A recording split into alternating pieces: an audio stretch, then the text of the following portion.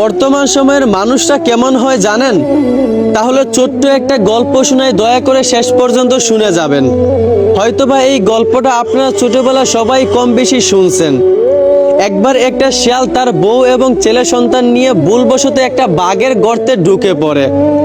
কিছুক্ষণ পর বাঘ যখন ওই গর্তের সামনে এসে দাঁড়ালো, শিয়াল তখন বুঝতে পারলো এটা তাদের গর্ত না, তারা ভুলবশত বাঘের গর্তে ঢুকে পড়ে। শিয়াল তখন ভাবতে লাগলো, এখন যদি বাঘ গর্তে ঢুকে পড়ে তাহলে আমাদেরকে তো খেয়ে ফেলবে।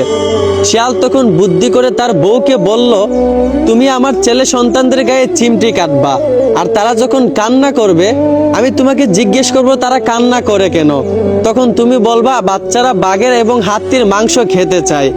শিয়ালের কথা মতো শিয়ালের বউ তাদের সন্তানদের গায়ে চিমটি কাটলো। সাথে সাথেই তাদের সন্তানরা ওয়া ওয়া করে কাঁদতে লাগলো। শিয়াল তখন জিজ্ঞেস করলো, সন্তানেরা কান্না করে কেন? শিয়ালের বউ তখন বলল, বাচ্চারা বাঘ এবং হাতির মাংস খেতে চায়।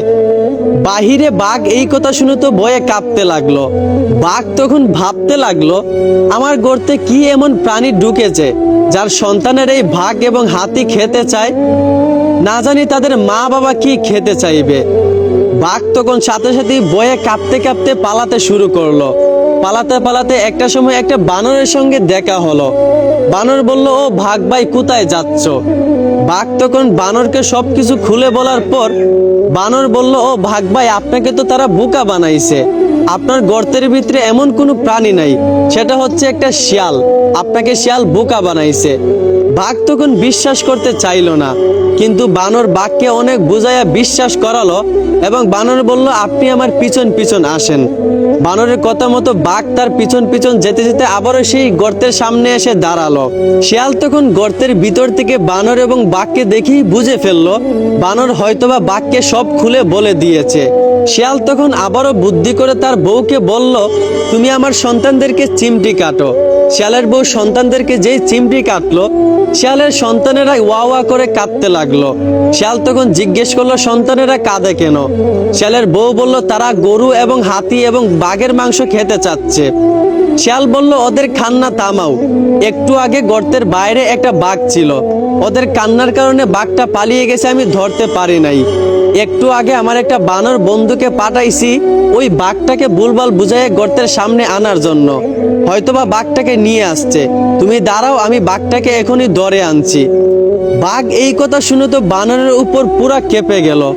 বানরকে বলতে লাগলো, তুই আমাকে এত বড় ধোঁকা দিয়েছিস।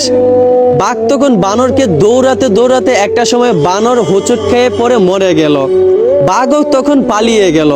এইদিকে শিয়ালও তারা বুদ্ধির জোরে বেঁচে গেল। মাঝপথে কে মারা গেল? মাঝপথে ওই বানরটা মারা গেল। এই গল্পটা আপনাদেরকে এই জন্য শোনালাম, বর্তমান সময়ে আমাদের সমাজের কিছু মানুষ আছে ওই বানরের মতোই। আমাদের সমাজে কিছু মুনাফিক মানুষ আছে যারা অন্যের ভালো দেখতে পারে না, একজনের কথা গিয়ে আরেকজনের কাছে লাগায়। তাদের পরিণতিও কিন্তু একটা সময় ওই বানরের মতোই হয়। সবাই একে অপর মিলেমিশ হয়ে যায়, শেষ পর্যায়ে মুনাফিক মানুষগুলাই মারা যায়। আশা করি আমার কথাগুলো আপনারা বুঝতে পারছেন। ধন্যবাদ।